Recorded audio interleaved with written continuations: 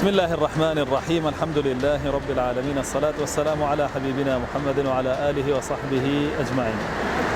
گرنگی ئەم جۆرە پێشانگایە لەوەیە خۆی ئەبینێتەوە کە خوای پەروەردگار کەلامەکەی خۆی بە کتێب بۆ ئێمە ناردووە بۆ ئەوەی ئاماژەیەکمان پێ بدا و پێمان بڵێ کتێبی بەسوود گرنگە.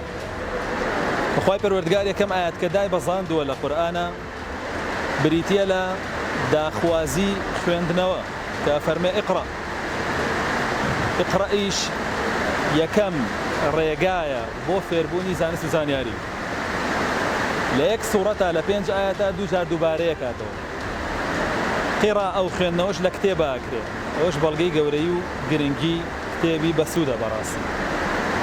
ئەم جۆرە پێشانگایانە هەم لای خوای پەروەردگار خۆشەویست و خوازراوە بکرێنەوە کە کتێبانێکی بەسوود بە گەنجان و بە کۆمەڵگایان ئاسێنن و هەم بۆ خەڵکیش جێی بایەخە و گرنگی خۆی هەیە. بەڕاستی جێی دڵخۆشیە کە ئابینین گەنجانێکی زۆر ڕویان کردووەتە خوێندنەوەی کتێب. ئینشاءالله بێتە مای خێر بۆ مسلمانان و بۆ نیشتیمان بەگشتی. والحەمدولله رب العالمین.